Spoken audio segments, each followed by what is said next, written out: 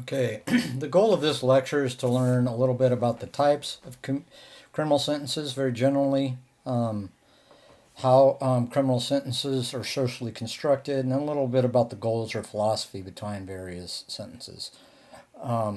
So remember, if a person's been convicted by a crime of the court, there must be some sort of penalty or sanction or punishment for that crime.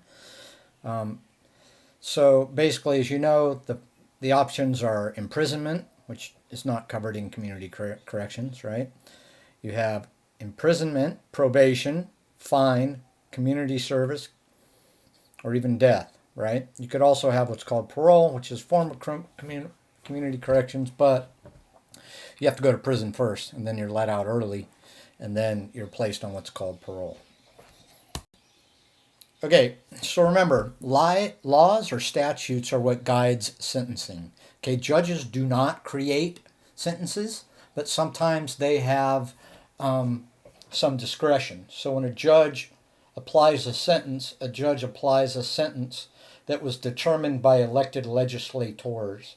So the vast majority of things that you and I think of crimes are, like rape, murder, car theft, hitting somebody, etc., assault.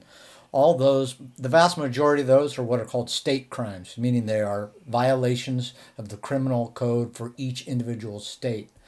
So you kind of got to think back to how the United States was formed. There were 13 colonies. They all had their fully functioning criminal justice systems at the time. And so when the Constitution was written, the idea was, hey, each of the states will deal with their crimes, and the federal government will only deal with crimes in which they have a specific interest. For example, if there's a dispute between two states, then the federal courts or whatever would deal with that. There are some federal crimes like treason, and nowadays, although they didn't exist when the United States started, there are some federal so-called street crimes like drug possession. Certain murders are deemed federal crimes, but those came much, much later in our history.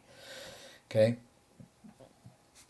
So, what you need to know is that criminal laws change over time, right? And they have costs and benefits to each of them. Okay, so just because something was a crime in the past doesn't mean it's going to be a crime in the future. Classic example of that was when the United States started, there were no what we would call illicit drug crimes. Growing marijuana was not a crime because that's where we got hemp. Apparently, the Constitution of the United States was written on hemp paper. There was a very long time from 1937 to very recently where growing hemp was illegal. So was marijuana and hemp at first were the same plant.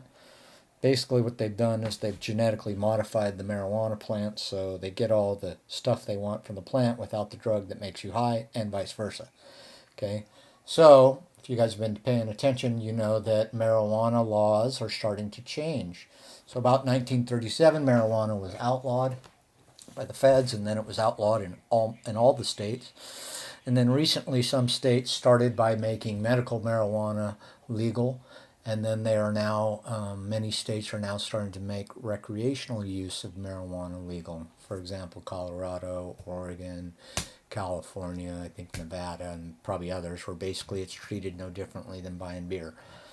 So criminal laws change over time, and they have costs and benefits, right? So, for example, one of the costs of marijuana laws was that if you lock somebody up, it's really expensive to lock them up.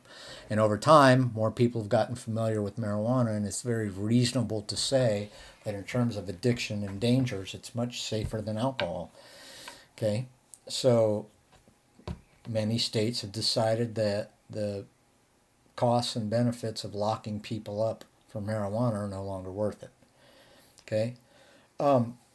Remember also that all the 50 states have got different versions of what a murder is. The basics are the same, but what they might say, okay, this is murder in the first degree, this is murder in the second degree, might vary slightly by state. So just remember, all 50 states have their own criminal codes, okay, where they define not only what a crime is, but the various sentences that can be imposed for those crimes. Okay? Also, I want you to know is that there is no perfect policy or criminal policy, right? So no perfect criminal sentence exists, just like there's no perfect policy to end poverty or to better educate our kids. Okay, so sentencing laws are created by our elected officials. They can and do change with political pressure. The example would be making marijuana or cannabis legal to consume for recreational purposes in many states. But I want you to be a critical thinker, right? And I want you to know that there are always costs and benefits to any social policy, and when we talk about crime, it's the same. Certainly, some can be more effective than others, but it's very simplistic to sort of think, oh, just do this and that'll work. So, kind of even physics tells us, remember, for every action, there's an equal and opposite reaction. So, basically, any policy, any crime policy has costs and benefits, right? You can have intended consequences and unintended consequences.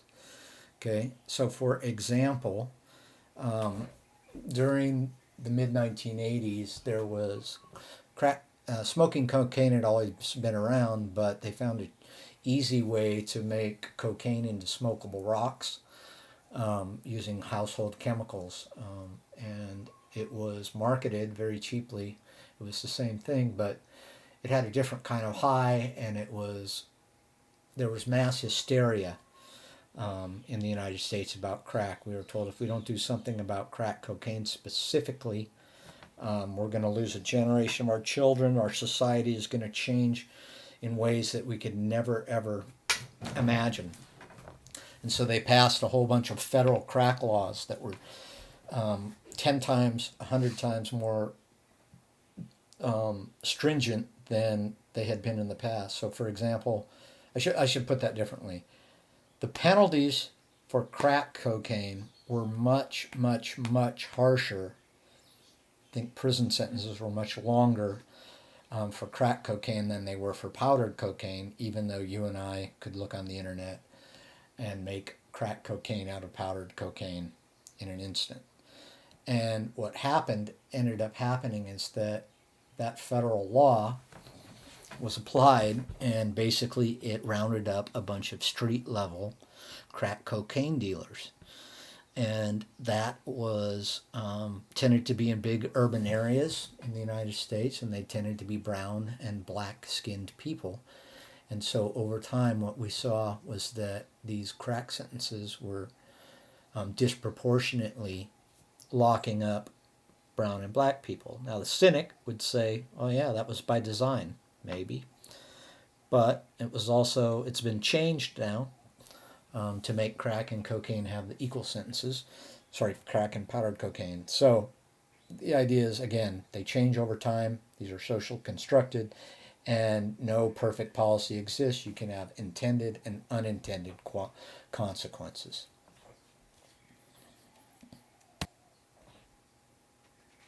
Okay, remember, just like I said, laws change and they reflect the political climate, right? As sentencing laws are written by legislative bodies, right? I sort of explained how that happened with drugs, and I explained how 50 states have their own separate state crimes. Okay? Again, legislatures are humans elected via the political process. Political views change over time. That's why sentences are socially constructed. Okay, there are various goals of criminal sentences. You have retribution. Retribution is the idea that sort of like the punishment must fit the crime. Okay, so we're not going to imprison you for life if you steal a car stereo. I'm showing my age. Car stereos that came with your car used to suck, and so people would add really good ones to them, and then people would steal them. So let's put it this way. It wouldn't be logical using the idea of retribution. We don't want to lock somebody up in prison for the rest of their life for stealing a car, whereas we might want to do it for murder because the punishment should fit the crime. I want you to, so there's that idea of fairness, right? Revenge or vengeance has an emotional component. So it's almost like you're seeking to punish them and it feels good. Okay? It's sort of like revenge, right? Vengeance and revenge can be thought of as the same thing, right? When we seek vengeance, we seek to punish the person because we get emotional satisfaction from doing it. The person harms society and we want to harm them back. Okay? So they're sort of competing ideas. You can have both vengeance and retribution, right? But just sort of give you an idea. So theoretically, most of us would agree that sentence should vary according to the crime and also the circumstances of the crime. Okay, so for example, you and I might say that a person convicted of stealing a car for the first time should maybe we say, well, that person should receive a lighter sentence than somebody who's been arrested and convicted of stealing cars multiple times, right? So that's that sort of idea where we want the punishment to fit the crime. We're going to treat the serial car thief differently than the person who's only done it once, if you will. Incapacitation, that's the idea that we're going to remove the person from society so that they are incapacitated in their ability to commit future crimes. So theoretically, when you're locked up in prison, for that time period, you were unable to commit a crime. Okay? So thus we are protecting society. Okay? The difference between retribution and incapacitation lies in the fact that incapacitation requires only restraint and not punishment theoretically, right? So somebody could be an advocate of incapacitation and still believe in more humane forms of punishment, right? Like, yeah, maybe we will lock you up, but we're not going to have prison be as bad of a environment as it could be. Maybe we're going to offer you rehabilitation, like educational programs, counseling, etc. There's some problems with the theory of incapacitation. First of all, it's sort of impossible to define it objectively, and your answer to what is incapacitation depends upon your personal morals and beliefs and values regarding punishment. Like, just to give you an extreme example, one scholar said, theoretically, the only thing that can provide incapacitation is a sentence of death, because theoretically somebody could escape from prison. I think it's a pretty weak example, but it's an extreme example that gives you the idea that, theoretically it has some problems. Deterrence is really the most popular justification for harsh criminal penalties. Okay, so when we say that a person is going to receive a long prison sentence, for example, for a certain crime like dealing crack cocaine, the idea is that we are going to deter them, okay, from committing crimes. And there's two kinds, okay? Specific deterrence refers to the individual. Okay, so it's sort of the idea that a criminal who is sent to prison will learn their lesson, and they will be deterred from engage. Once they get out, they will learn their lesson, and they will not engage in any more criminal activity. Theoretically, they should reduce crime over time. Guess what? Very little evidence that deterrence actually works. General deterrence is the idea that we're going to have a really harsh a really harsh penalty for a crime, and that will deter the general public from committing the crime. So it's almost like we prevent it before it happens. Okay, so we're just the threat of punishment dissuades the potential criminal.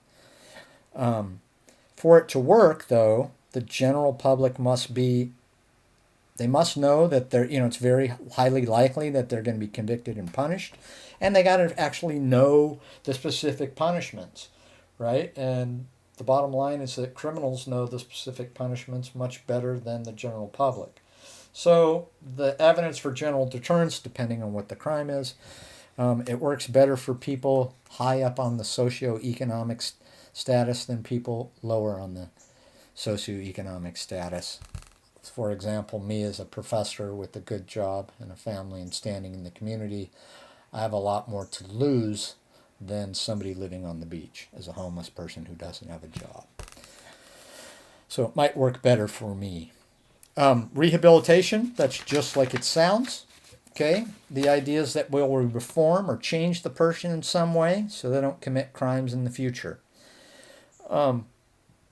Basically, the modern prison in the 1800s was based upon this idea. Late 18th century, which means the 1700s. Quakers designed the first prison, and the idea was that we were going to put them in a place where they would be alone with a Bible, and they would sort of had time to reflect on what they had done in concert with God and would change their ways. So the idea here, there's a reason why a person committed a crime, and thus we can figure it out, address it, and change it. Okay, it's a positive goal. We want to reintegrate the offender back into society and eliminate or reduce their compunction, if you will, to commit further crime. It really saw its heyday in the 1960s and 70s. By the late 1970s, there was sort of a growing consensus that nothing works.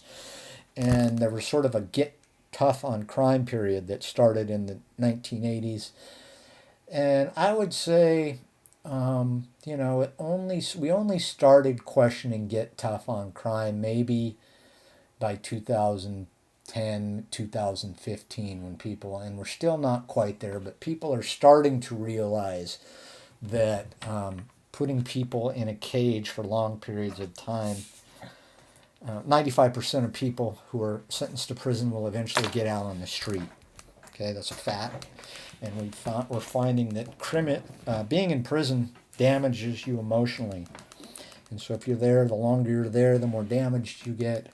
So when we let you out on the street and say, now you should know how to act, you don't know how to act because you've been away from the community and the streets for so long that you think like a person in prison and you could possibly be damaged from it as well. Restoration is another idea. That's the idea. It works better with property crimes if you think about it. Because if you steal $100 from me or you steal my car, you have to pay me back in some way. That makes more sense. If you vandalize or you spray paint, graffiti, then you have to go clean it up, restore it. It doesn't work as well for violent crimes. If you hit somebody, how do you restore that? If you rape them, how do you restore that? Obviously, if you hurt them badly, how do you restore that? Let alone if you kill somebody, it's hard to restore that crime. But that's the idea of it. Okay, there are some other sentencing options. Fines, that's monetary payment. Imprisonment, obviously that doesn't apply to community corrections other than there's something called parole. Okay, parole is basically early release from prison. And so we're going to let you out early from prison and you're going to follow the rules that we set out for you. And if you're a good little girl or boy, we will not put you back into prison. So that's how that relates to community corrections. Probation is basically you're convicted, but we're never going to send you to be locked up as long as you're a good little boy or girl and you follow the rules of probation. Death penalty obviously is state-sponsored execution. Okay, in summary, criminal sentences have goals or rationales behind them. I want you to know those. Remember, criminal sentences are written by human beings, legislators who are elected, so they're socially constructed, and they changed over time, and I want you to know the types of criminal sentences and the differences between them.